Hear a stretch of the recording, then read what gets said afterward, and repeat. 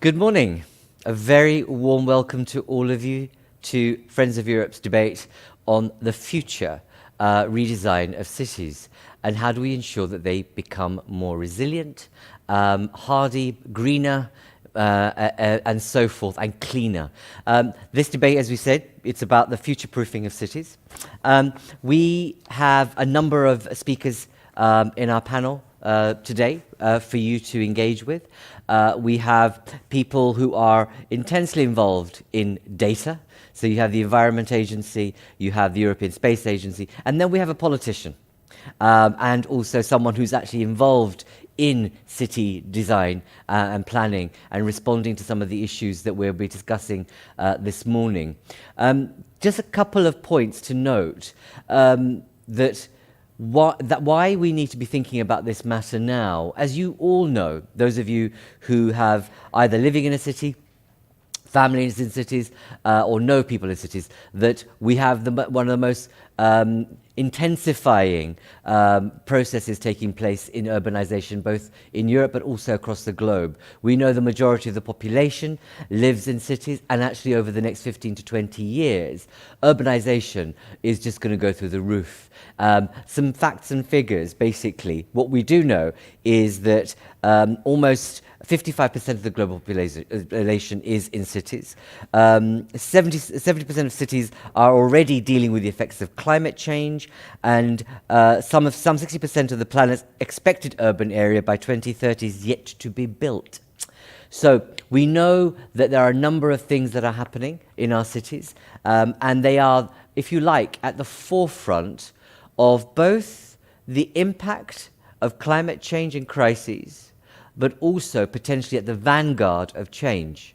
And how do we square that circle, if you like, around ensuring that we can be more thoughtful around what we do around our cities in the future, and they don't become these pressure cookers that are fit to burst. And what we've seen around the world is often the infrastructure is just not in place or capable with dealing with not only the kinds of situation we found ourselves in right now in terms of the virus crisis, but as we look ahead, but also our experience to date in terms of the impact of climate change.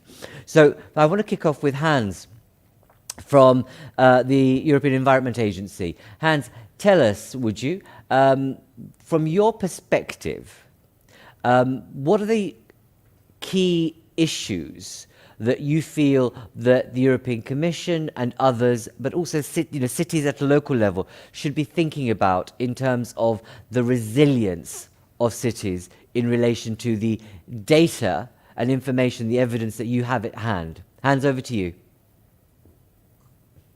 Thank you, and it's a pleasure to be with all of you, although in these rather unusual circumstances that by now we are, of course, all getting used to. I think the topic of today is extremely timely and speaks to the debate that is, I think, very high on the political agenda in Brussels, but all over Europe right now. It is how do we connect the ambitions of a European Green Deal to this idea that we need to grow out of this corona crisis now in a more future-oriented way through stimulus and reflection on what type of economy, society, and cities we want to have, and also how we use our technologies and our information and data for that. And so in that sense, I think this is a discussion about how we link the sustainability agenda to the digital agenda and to the innovation agenda of the European institutions. And if you look at the European Green Deal, in all of its components, whether it's the climate neutral continent, how do we deal with climate adaptation, biodiversity, mobility challenges, zero pollution, all of those elements, I think it's obvious by now that we will not reach those goals if we don't have a strong engagement by cities, where not only more than 75% of the Europeans already live, but also that often frame political and policy ambitions that are quite higher than those of national governments. If you look at the Covenant of Mayors on environment, on climate, for example, many of those ambitions are significantly higher than national ambitions. And of course, also cities have governance systems that are probably more interconnected and interwoven than at national levels. So how are we as a European Environment Agency contributing to this? Well, we bring solid knowledge and we bring solid data and analysis to the table of European and national policymakers. And I think it's important to emphasize that in this data age and information age, we've got a really important new tool that we have at our disposal, and that is all the data coming from the European Earth observation system, Copernicus. We are increasingly using that data to make our analyses. And I can give a couple of examples. In climate change, we are studying and documenting urban heat islands together with other partners in the Copernicus family, I would say. When it comes to flooding and soil sealing, which are critical elements for climate adaptation and adapting to extreme weather events, for example, we are not only working with governments, but also the insurance sector is very much interested in the data that we can get through Copernicus. Green areas in cities, which are so critical, as we're also finding out during this corona crisis now, we can map through Copernicus data. When we think of biodiversity, we monitor the nature directives, Natura 2000 sites, forest areas, but also wetlands that are in the vicinity of urban areas through global wetland, which ESA is working on. I think those are critical elements that we find out. But I think it's more than just reporting the data that comes from the Copernicus program. We are increasingly noticing that by combining that data with other data on socioeconomic data, for example, or on the spatial distribution of population income data, that you get the real value. You could say that this is all about data intelligence, about combining layers of data that are spatially determined, and getting the most value out of that. And a good example is the mobility question. We know we need to go to a sustainable mobility system. Well, this is not just something about technology or economics or infrastructure. This is something about connecting people from where they live to where they work, where they want to shop, where their kids go to school. And so combining Copernicus data with data on where people live with socioeconomic data, that is where the real value is. And together with the entrusted entities in the Copernicus program, and together with our partners in the countries as well, that is exactly the path that we are embarking on. So connecting Hans, if I may, sorry, that's digital agenda to innovation. Absolutely, sorry to interrupt you, because all that's very, very good. But there are people here on our Zoom link who are watching this debate, listening to this debate, and thinking, okay, we know that, and so what?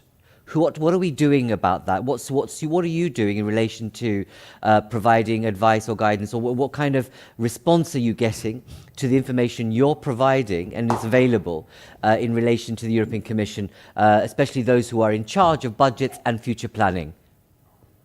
Hans.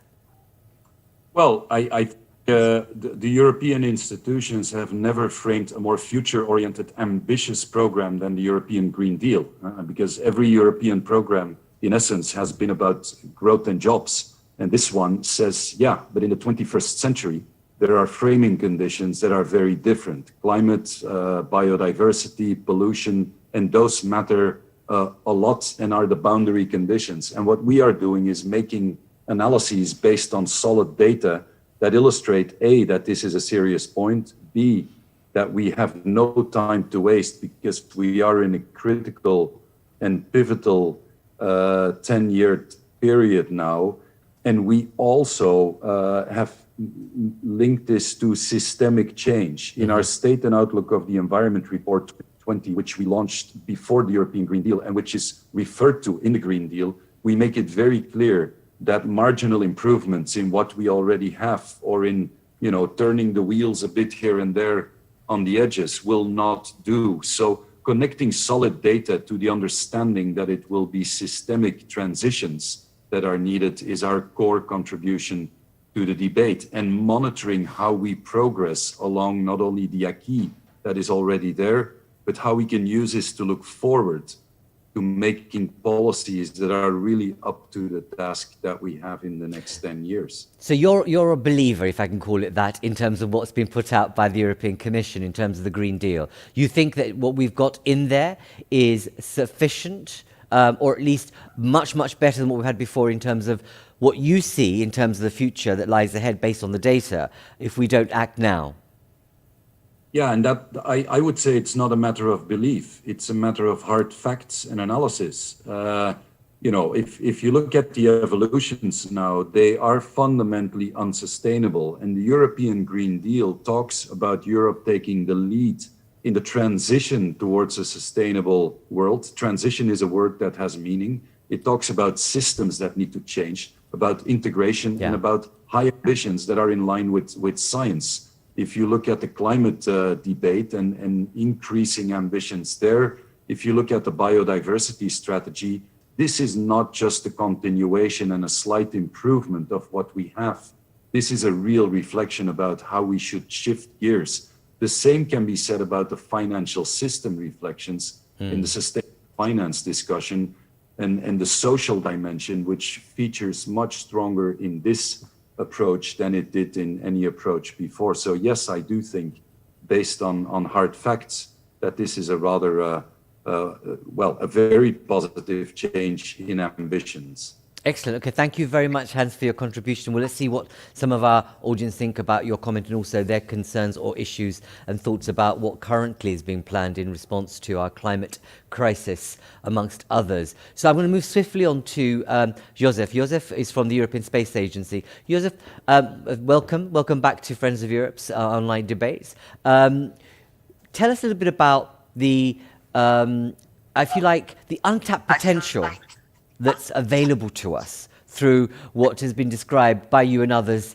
as the jewel in the crown of Europe is Copernicus, is our satellite capacity in Europe, which we know that other continents perhaps use more in terms of data, in terms of informing what they do than we do perhaps. What do you see as the potential but also the issues that we should be thinking about when we are planning ahead for the resilience in the redesign of our cities in the future? Over to you, Josef. Okay, no, thank you, Dharmendra, and I think it was very nice to listen to Hans pointing out what can be done and what information is required. And I'm really happy to talk to you because space actually can do a lot for urban planning and urban management.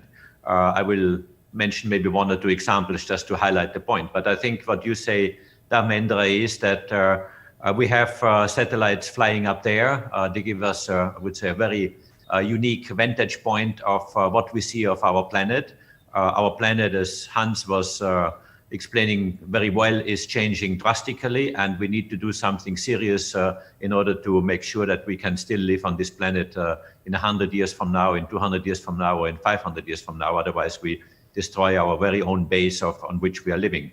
So we are using really the satellites to what we call to take the pulse of our planet, so really measure all the parameters of the Earth system, from the atmosphere, the land surfaces, the oceans, the cryosphere, but also how they interact, to understand how the Earth system functions in order to make predictions of what will come up to us and how we will best adapt to the situation. In fact, there is one activity which you may have heard of, which we are promoting or which we have been initiating in the European Space Agency, but now has really become a European initiative, is what we call the digital twin Earth, that we are creating with our data, the use of analysis methods, models, artificial intelligence, machine learning, a twin of our Earth or part of our Earth in order to simulate, based on information we have today, what will happen in the future. And this applies obviously also to urban areas and the population densities on the various parts of the world.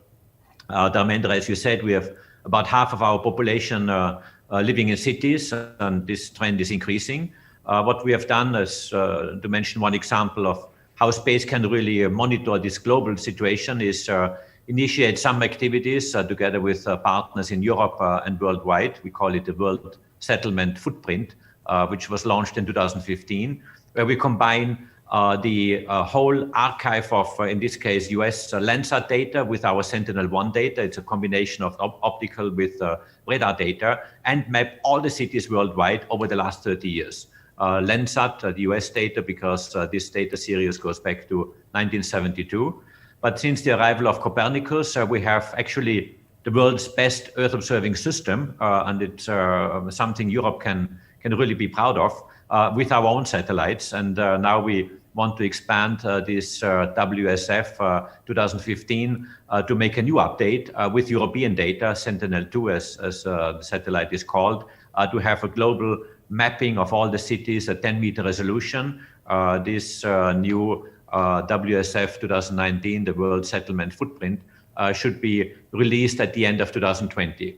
So you may say 10-meter resolution. Okay, first of all, I think it's extremely important because you do see big things on the planet that are changing, environmental issues necessary for city planning and so on. But obviously also you can complement these data with more high resolution images, which are available commercially, which are in the order of 20 to 30 centimeters today, which is obviously also down to the scale of very small items in the city. So really what does all that mean? Yes, Europe, I think, has the tools now in our hands. Hans was explaining very well the European agenda in terms of climate and digitalization. So Digital Europe, together with the EU Green Deal, are really the important policy frameworks under which we are working. But also Copernicus is going into its next phase. Right now we are defining the next set of satellites to address really some of the new emerging, would say, issues. COVID and pandemics are part of it. I should probably mention that just last Friday we had a large press event with the European Commission to introduce a tool to use Earth observation for COVID monitoring, to look at economic indicators like the number of cars in parking lots, the airplanes parked on tarmac, agricultural production, asparagus, for example, production has gone down significantly in Germany because of COVID lockdowns, because foreign workers could not come in on one side and restaurants didn't order asparagus on the other side. But also climate change issues, something that has become quite visible. For example, was the concentration of air pollution, which we see from space. And again, that comes or is concentrated over cities in particular, where we have seen during the COVID lockdowns, a reduction of air pollution in the order of 50% in all the major cities in Europe, but also in China, also in the US. In the US a bit less because the lockdown is less drastic. So all this information is important. So we're preparing the next phase now, Copernicus 2.0, as we call it, which has been funded by the ESA member states as part of our ministerial conference last year. But now we are at a very important decision point with the multi-annual financial framework of the European Union, where new budgets are required to continue these efforts, but also further enhance the European leadership in Earth observation to really make sure that satellites can help citizens to better understand what's happening, but also to better plan for the future. Okay, Hans, I'm not sure in our audience whether we've got any mayors, but imagine you've got the audience of 100 mayors in Europe, and there you are saying all of this. What would be the key things you'd say to them? I mean, how, on one hand, I'm thinking, how do mayors and cities use this information in a more meaningful way to help them think about planning and redesign? But also, when you think about what you have at your hands, the super information from looking at what happened 30 years ago, and you could almost chart I suppose, with charcoal, how kind of dirty our cities are, how congested they are. When you think of 30 years ahead, what kind of trajectory are we looking at if we don't act? But also, what would you say to 100 mayors in Europe right now if you had the opportunity?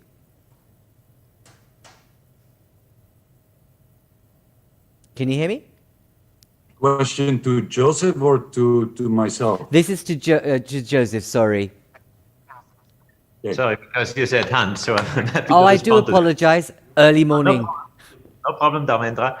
No, what would I say to the mayors? I mean, the mayors are probably not all aware of what the power of space is for their purposes and what can be measured and what can be seen with satellite data. I mean, you can really see a lot. I mentioned pollution as one issue, and of course, there you can go a bit smaller in scale and identify pollution sources, and but also how the air circulates and how the city layout needs to be in order to better manage this pollution, which obviously is there.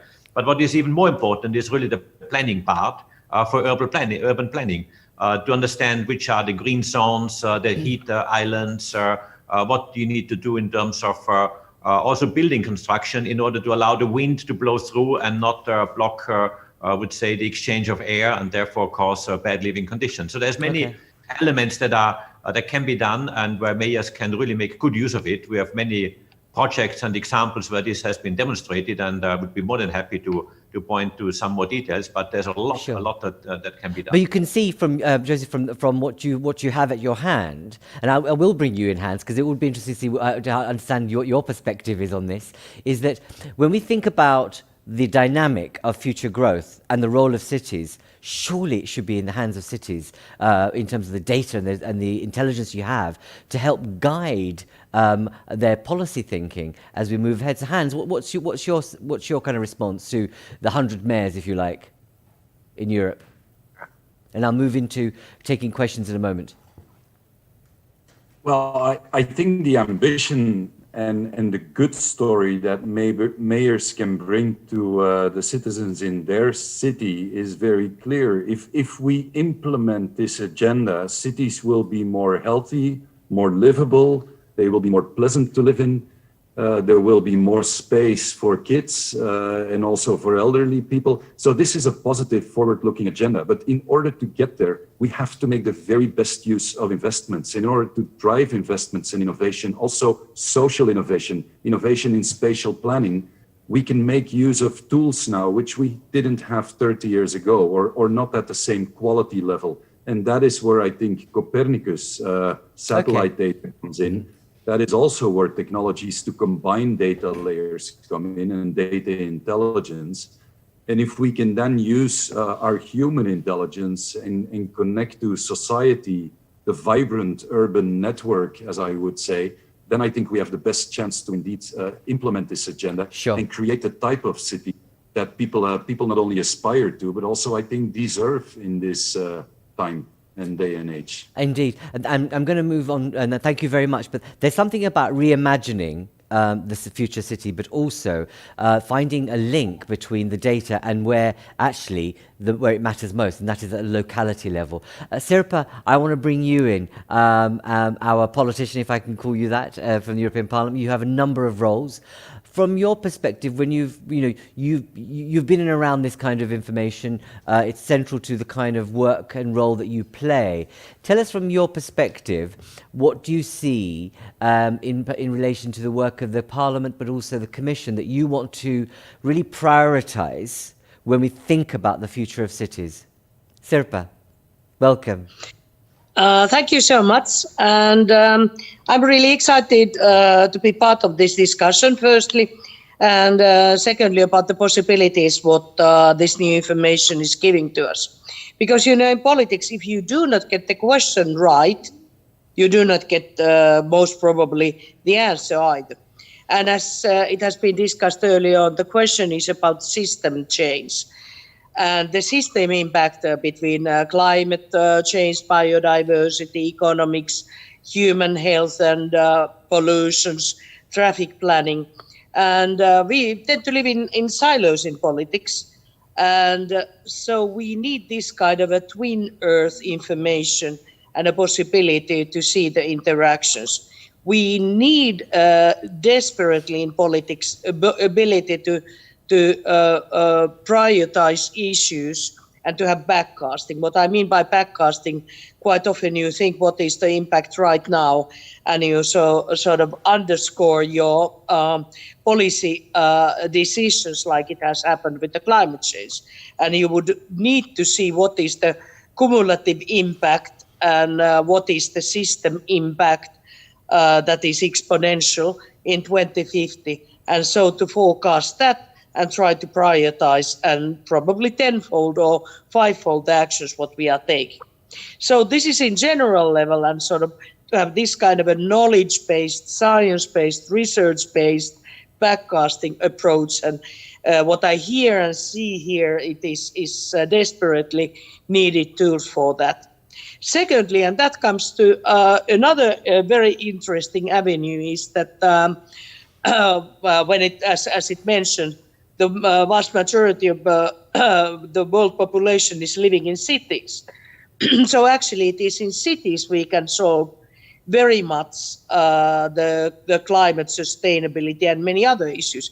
And so if we could get the major cities working together, having and using this information together and making plans for circular economy, good mobility as a service, walkable city centers, managing the energy production, managing the air quality with the on-site information, and managing the green infrastructure. That means green roofs, green walls, green urban environments. We could actually create so much more lucrative cities, walkable cities, economically prosperous cities that are so much better to live in, much pleasant, and that are so much better for environment, not only climate or but the biodiversity. And to conclude, not to speak any longer, that is very much the point, to see all the impacts together, so that if you just concentrate on climate, you make drastic errors, as we see with the palm oil, for example, with the biodiversity. If you only concentrate in human health, or if you only concentrate in one factor, you can't get the whole recipe right. It's like trying to cook a fish soup and cook only the potatoes and wonder why the outcome wasn't what was planned, and then Indeed. separately start cooking carrots or what. Thank you. Sirpa, thank you. But as you know, and I love your sense, the imagery that you create. But for the unfortunate thing is that the European Commission, the Parliament, and I say this with all due respect, have been cooking the potatoes without thinking about the fish and everything else, unfortunately, for too long. How do we actually... You are very right. And you know, the issue for me is, you're a politician and you sit on various committees. Have you, so it's two issues for me, have you convened your fellow politicians to receive the kind of data that we're hearing from the European Environment Agency and European Space Agency, to really think and reimagine a future city, but also understanding the impact currently on citizens? And the second thing is, when I've engaged with mayors all across Europe, one of the biggest complaints seems to be the ad hoc way in which cities are included in European Commission and parliamentary thinking of policy. It's very ad hoc, it's not systematic, and it's not coherent, and it's not over time and consistent. So can you just respond to those two issues for me? Thank you. Definitely. And as said, I know what I'm talking about when I'm talking about this non-coherence and cooking the potatoes in politics. And this is exactly why we would need to have this kind of information. And happily, I can tell that with some of my colleagues, we are very excited and very supportive in Parliament, and that goes when finance is needed or prioritizing is needed to have this kind of a tool. Because, the change isn't helpful for any of us. And quite often the hardest truth is the 20 centimeters between the ears. And if you just sort of think that the world is flat, you can't sort of design sort of sailing around it.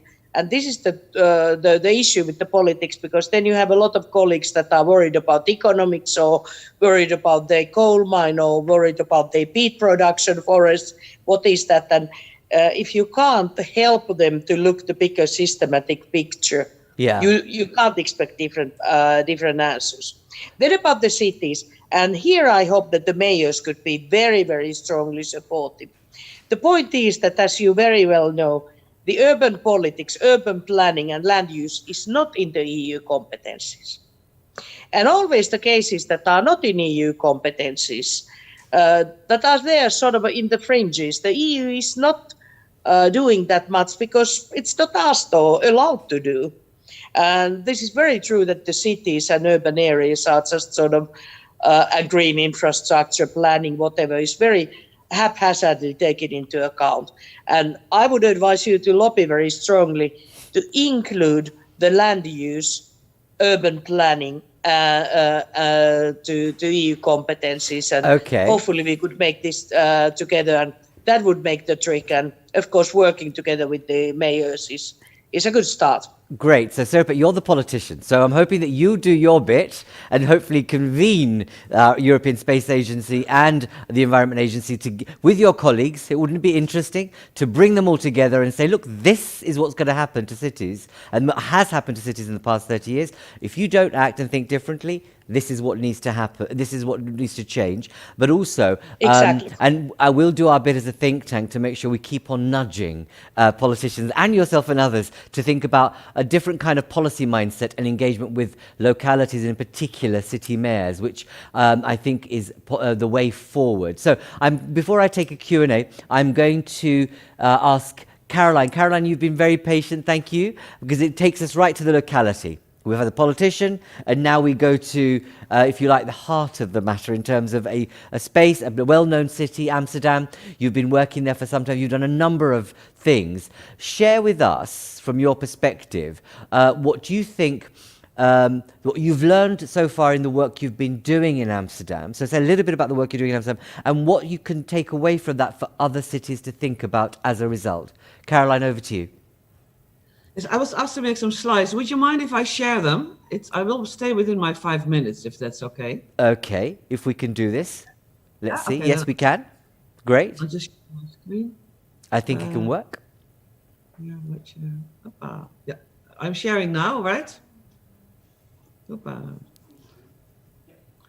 Okay. Well, I work in the city of Amsterdam. Are you seeing my screen now or not? Yeah. Okay. It's funny. Yeah. Oh, yeah. There it goes. Yeah, there it is. So the first thing that's always interesting when I interact with European Commission or large agencies is that I say we are messy cities. So you have to think about blueprints for messy cities. We are not in the causality of here is data and then people will behave differently. Indeed. We are messy, we are complex, we have many issues we have to deal with. And because of this, I launched this initiative, the City Science Initiative, where we are 20 cities in Europe, including Paris, Berlin, Copenhagen, Warsaw, Sofia, Rome, Barcelona, many cities where we bring this together and say, how should we formulate our questions to the agencies, to the Commission, to better be able to solve the issues that we are dealing with. Because we live in a new paradigm of human experience. You know, we always had human as measure of all things. Then we start to measure, but now we have measurable humankind. And both ESA and the Environmental Agency offer these kinds of data that have become part of human experience. Only we don't think of it in that way. We think of it as a controlling or a monitoring system. We don't think of it as an experiential new layer that we all share and that can also help us deal with climate change. Big issue is that we are now complex systems of systems and people. So the trust question, high trust, low trust, surveillance or participation is a very big issue in any design that you make, including the data architectures that you build. From our perspective, we need to be clear about values for survival, because if we share values, that can help us all do our own thing. We are very concerned about the 2 degrees, that we only have 10 years. In the cities, we feel it. We have too much flooding, we have too much heat, we have too many people who don't have access.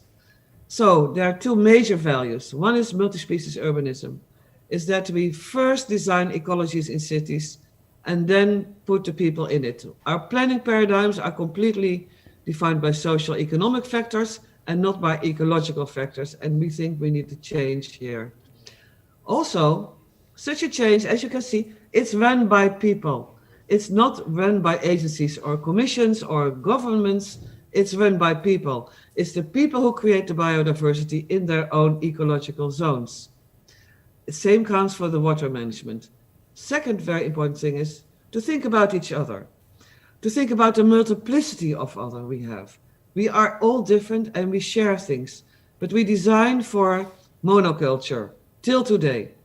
And the layeredness of difference, this is our youth, we need to give them better landscapes than this. We need to give them diversity as a starting point for design.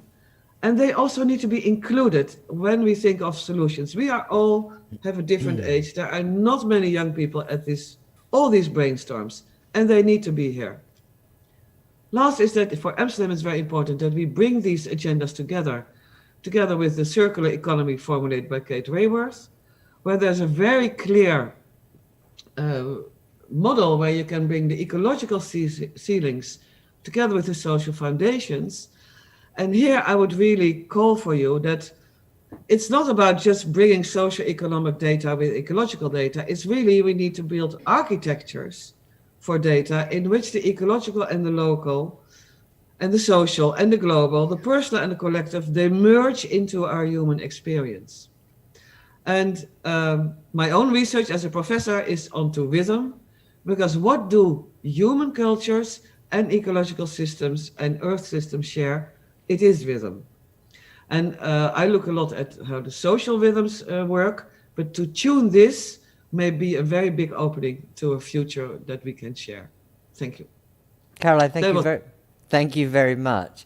I'm quite taken in particular by your point about the other, planning for the inclusion of the other, especially in this Black Lives Matter global phenomenon that we are experiencing, which, is, as many have described, a pandemic that's never really been taken account of, listened to, or acted upon. But it's no surprise when any of you who are on Zoom and look around your cities, where the black people and poor people live and how they've been designed into lack of opportunity, and see that actually the spaces in which they live in is a reflection of the value that they have more broadly, but also how they can perhaps step out, or the potential they have to step out of their situations, if you like. But all that you said is great and it's interesting, but is anyone listening, Caroline? Well, what's happening in Amsterdam? Where are other cities actually doing what you're saying that you're doing, what you've described? Like we talk data here today. So the design of databases already excludes, for example, many people. The design of database in Amsterdam, for example, excludes community-run ecological projects. We don't have the tick in the database to be able to maintain those areas where people maintain them themselves. Databases also exclude people, can exclude women, people of color, diversity. That when we think about data, which offers so much to us, they offer a whole new awareness of our planet, of our conviviality. But we have to rethink how we design them for inclusion and for diversity. Indeed, but do you have any examples of where cities are doing this? Well, what's interesting that I brought these 20 cities together. We are all people in my role. I'm Chief Science Officer, where we work between policy and research, like GRC, like RTD. And what's interesting that in these 20 cities, we have identified people in my role. Okay. And we are all structurally with this urgency of cities, because we have huge challenges that may be like a nice problem on a desk, but in a city, people are flooded. Children don't have food. Young people have no food. So it's not a theoretical exercise behind the desk. Sure. And what's interesting that in those 20 cities, you feel this urgency. We go faster than some of the universities, faster than some of the commissions, because there's a need. Sure. Okay. On the other hand, there's a reason why we started the City Science Initiative, and I'm very grateful for Shalina Vicheva, Secretary General of GRC, and Patrick Child from RTD to support this initiative, because it's very hard for a city to have an interface to the Commission. Indeed. We have your cities which we know. who are doing a good job, but we feel between research and city, where we are, like with the agencies that are now at the table, and I'm very happy you join in this. I'm invited in this context. We need to talk to you, and I wish you would be interested in our problem of making Okay. blueprints for messy cities, you know? When do we become interesting for you? Indeed, Caroline, and that's what I hear from mayors across Europe too. And actually, there's a sense that, you know, we don't have time to wait about. We haven't got time to hang about, and it's great having the data sets and you know what's going to be taking place. But actually, there's an urgency that we need to address. I want to invite our Zoom audience. Sorry, you've all been very patient. Thank you very much. As usual, what you need to do is, if you have a question, you have to raise your virtual hand. Okay, you'll see it, and I'll be able to find out who you are. Then I can bring you in for your question or query. We have a very short period of time, so please don't hesitate to raise your virtual hands, and we'll take you in turn. We already have one question from Guillaume. Are you there, Guillaume? Anglada? Yes, I'm here. Can you hear me? Guillaume, please do introduce yourself. Welcome. Hi, welcome. Well, thanks for inviting. My question is a bit generic. But first, can you just introduce yourself? Yes, I'm Guillermo Anglada. I'm a scientist. I work in space sciences, mostly astrophysics, but also space exploration. So I'm very keen on also actually understanding the use of Copernicus and also data. a European young leader of ours. So thank you very much. I'm a European young leader, so this is why I'm here. Sorry. So yeah, my question is it's a bit more generic. It's not about the science, but it's more about, so is the European Space Agency, or for example, the European institutions, talking to the cities directly, or this conversation is going through the states, and then the states kind of try to implement these things at city level? I'm asking this because this is a tension that is happening all the time, where there are initiatives that clearly are better implemented at local level, and the states can be regions, but then of course the states, the classic states, which are the building blocks of the EU, don't like these kind of things. Here we are talking about transferring power upstream to ESA and the agencies, and also downstream to the cities to use this data and actually implement it on the terrain, where usually cities tend to be more reasonable if you want. Example is the US, where even the government, the federal government, is doing strange things. The cities are implementing still kind of the police accord policies, right? So who's having this conversation with? Are the agencies talking to the cities? Are going through the cities? Okay. Any plan to go around this, or what's the idea? Okay, thank you, Guillaume. I'll bring our colleagues in from both the agencies in a moment, but I have another question for Bertrand. Bertrand Vallée, are you there?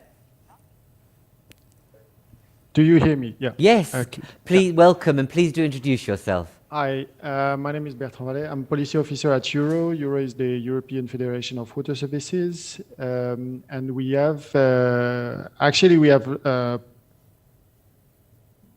issues directly on the applications of urban planning. Often water infrastructure is existing. We have to optimize them in order to manage current issue or future issues. Let's say flooding. We can hear about environmental issues like combined sewer overflows. So you have the combined sewer that collects rainwater and wastewater that overflows in the local rivers. And most of them are, most of the solution that we can implement needs a good urban planning and interaction with urban planning. And we are familiar with Copernicus and the data that this can bring, but as it was said also in the debate before, it's very difficult to have cities using these tools in order to optimize the implementation. And this is crucial for water services because we have, let's say, heavy infrastructure to manage, like requires heavy investment, and often are interrupt when you work on sewers, like you have to dig into the Indeed, road. Mr. Bertrand, what would you like, or what's your question? So the question is how can we force within the legislation, within the European legislation, how can we force to have all services sitting together to optimize urban planning in order to have efficient investment? Okay. And how can we use the data that are provided at EU level to do this? Okay. Excellent, thank you very much. So I want to kick off with Hans very briefly. If you could respond to a couple of those two questions for me. Yes, thank you. First to Guillaume. Yes, I think the EU is talking to cities directly, and there are some mechanisms for that are really strongly institutionalized, like DG Regio is working with cities intensely and represents quite a significant part of the European budget in terms of investments in regions and cities for coherence. Also, the Committee of the Regions, I think, is increasingly recognized as an important partner to implement European policies. The Covenant of Mayors in the whole climate file is important, and also in research, there's quite a bit of attention, and we also get more and more questions from DG Environment, DG Klima, to give good examples, cases that are often based on what cities are doing. So I think this is happening. Could it be stronger? Could it be more strategic? Undoubtedly, and I hope that will be part also of the European Green Deal implementation. I would like to say a very brief thing on Caroline's element of I would say data and citizens and involvement.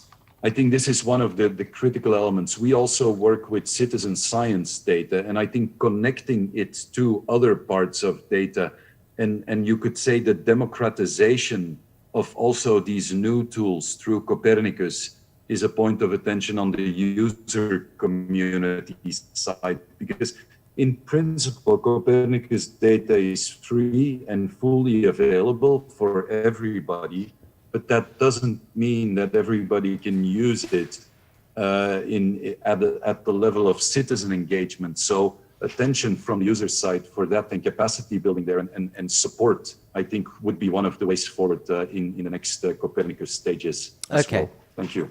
All right, thank you very much. But what I do know from our work with mayors is that it's not systematic, and it does need an overhaul, and we do need a very different mindset in terms of more direct and continuous engagement with mayors and others. Can I move to Josef to respond to the issue around direct engagement and use of data by cities? Yeah. What's your experience? Thanks, Dharmendra. Our experience really is that, of course, space may seem a bit exotic and a bit, far away from people's mind, especially when I listen to Caroline, that she says that, people are facing flooding and daily problems. It's a messy situation, and I can fully agree what you say. So what can we do with our data? We can certainly provide some information that is required to bring a bit of stability and order into this, I would say, messy situation.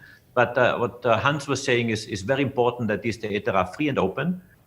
This is quite unique, and the first time ever that Europe has been engaging in such a huge infrastructure network and providing this data for free. And I personally was really, would say, fighting for the free data to the people when we defined the data policy, because this is crucial that people get information, but also what we do for the citizens in the city is to launch a lot of competitions, opportunities for new ideas using machine learning, artificial intelligence, open source contests on platforms, that they can simply play with these data and discover or find new methods and new information that they find useful. Obviously, we also have a much more institutional support, I would say, at the agency level in the countries, with the European Commission, obviously, and there the cooperation is extremely good with.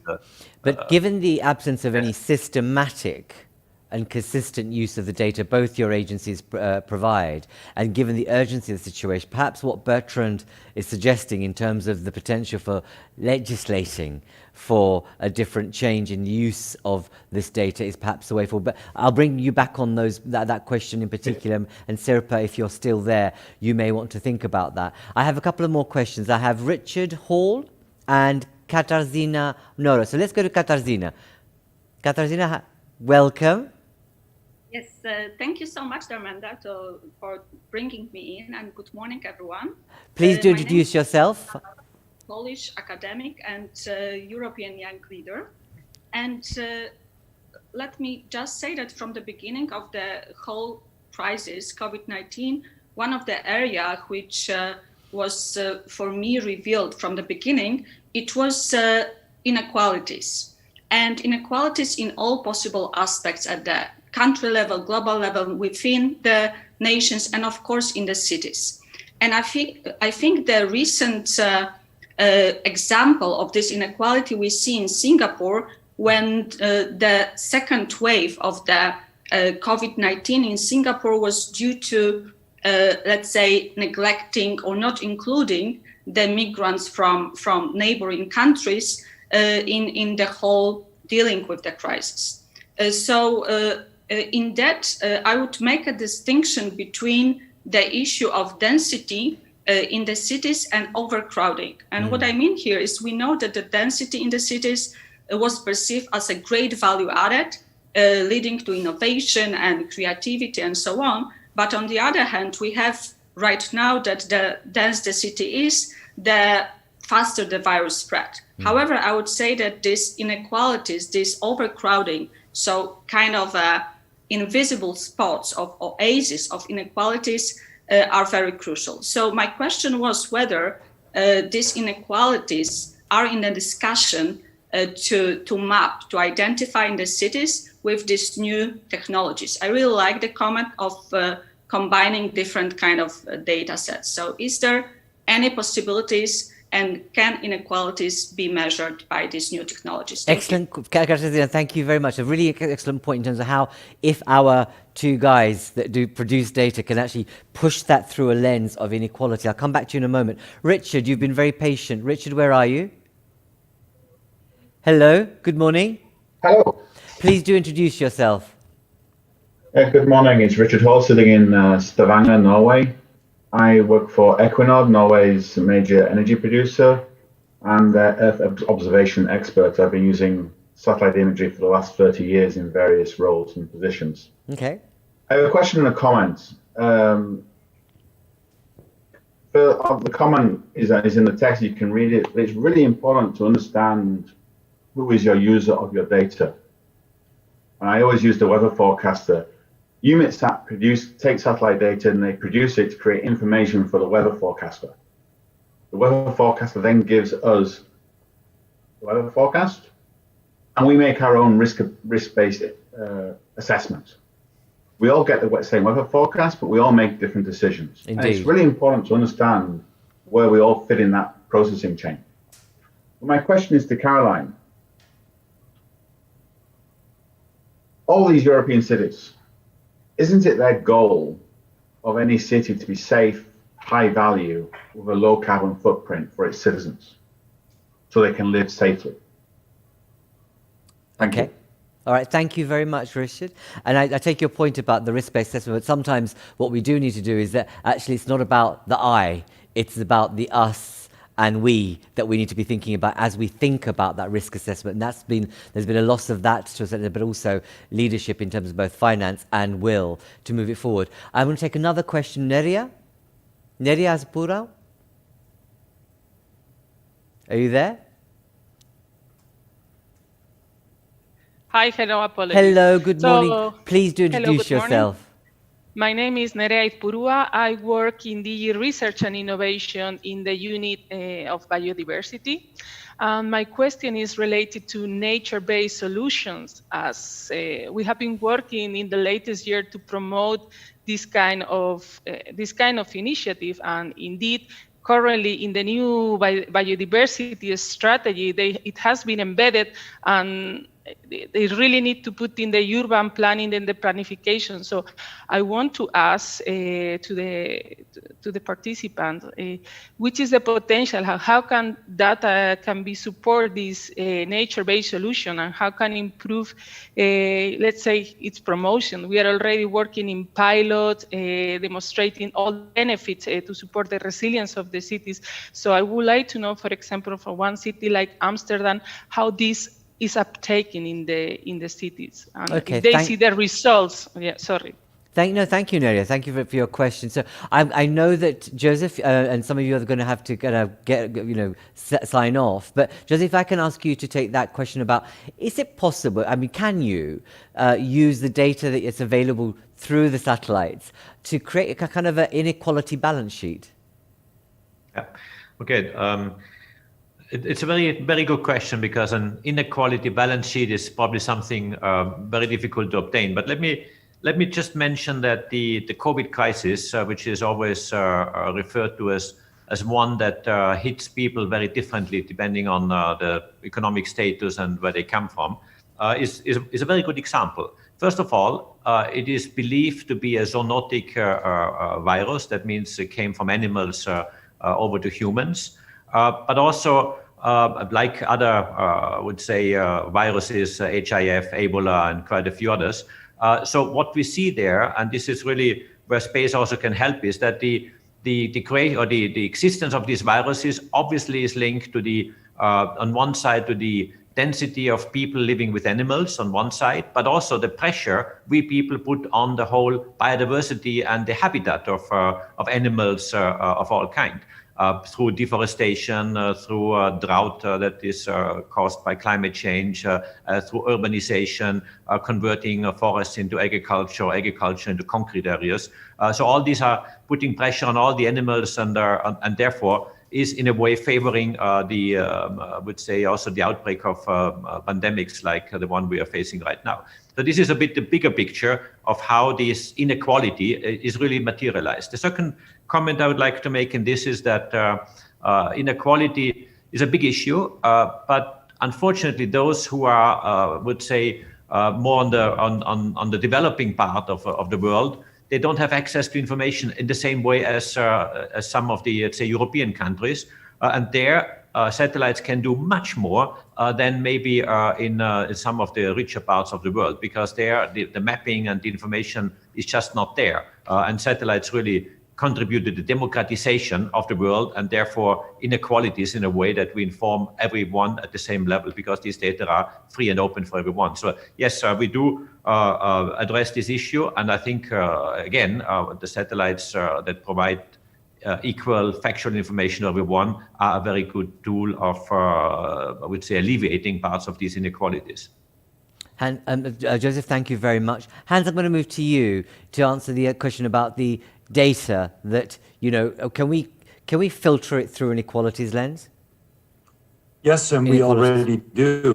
We did a report about 2 years ago based on air quality data that includes satellite Copernicus data and socioeconomic inequalities, and we did a report on unequal exposures, unequal impacts, where we made the connection between people's exposure to bad air impact on health and air quality data. So yes, of course we can do that. We're also working together increasingly with the European Foundation for the Improvement of Living and Working Conditions, the agency in Dublin, to see how we can connect socioeconomic data more to this type of data. So that is happening. I would like to say on nature-based solutions, yes, of course, we can use Copernicus data for that, as well as for the restoration target in the biodiversity strategy. We can look for the potential of nature-based solutions, spatially determined qualitative and quantitative information, the evolution over time, connectivity of nature areas.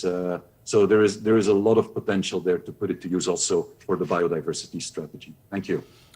Thank you very much, Hans. Caroline, can I move to you as we kind of wind this conversation up? Because I believe Sirpa's had to leave. But Caroline, the questions that you've heard from both Richard and Neria in relation to the issue around biodiversity, but also nature-based solutions, but the values that are being sought, doesn't every city want the same thing in that regard?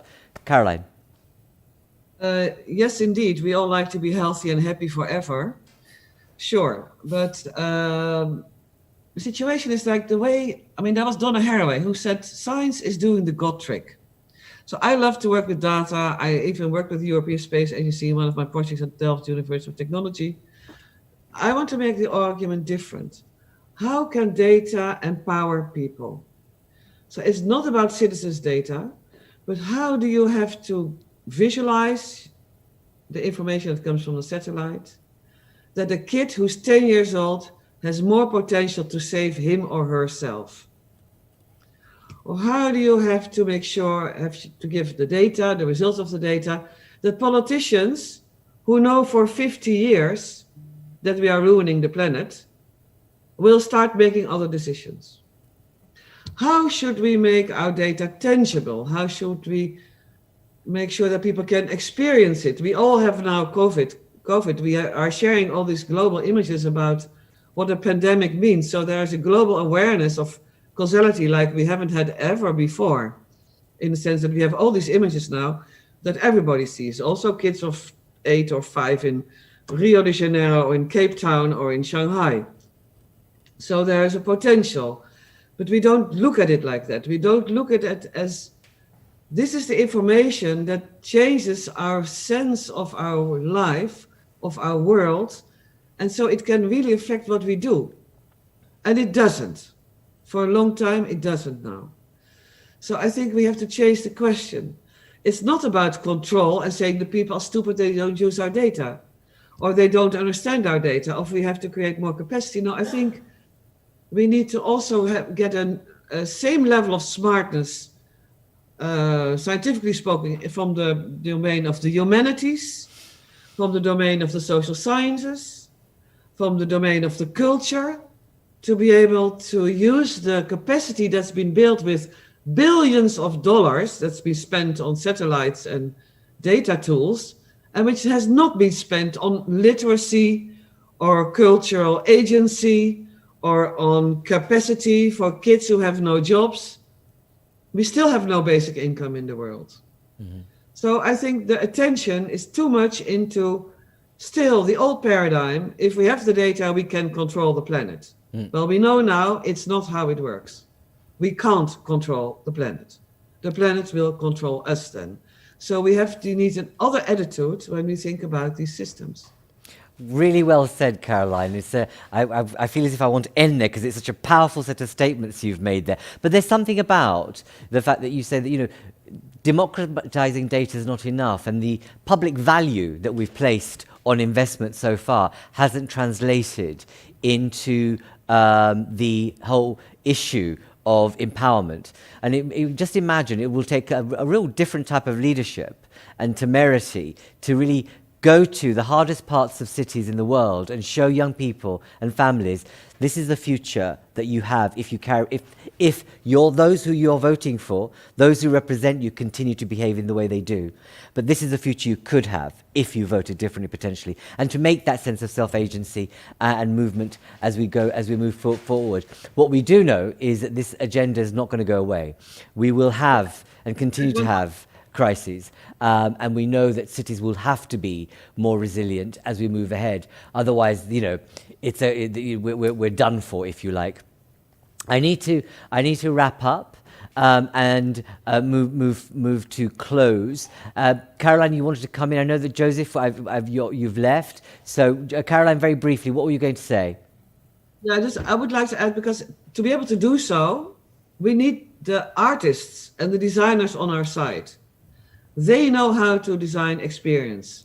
So I think in ESA, in the European Environmental Agency, in the Commission, we need much more artists and designers. Absolutely. To make it more accessible for all of us. Indeed. Can you, Caroline, we love your sense of the world and how we should operate. Can you imagine a European Commission meeting with their heads of cabinet, with artists, data scientists, people from estates living in towns actually discussing the future of Europe? Wouldn't that be a proper conference on the future of Europe? Colleagues, it's been lovely to have you here with us online. I hope this has been thoughtful for you, stimulating, and perhaps made you think about how we need to do things differently, but also call on the accountability of both agencies and politicians more effectively. Have a good week, have a good day. Thank you for joining us. We check our website for our next online debate, and I want to thank all our contributors for joining us. Be safe and mind your distance. Thank you very much. Bye-bye.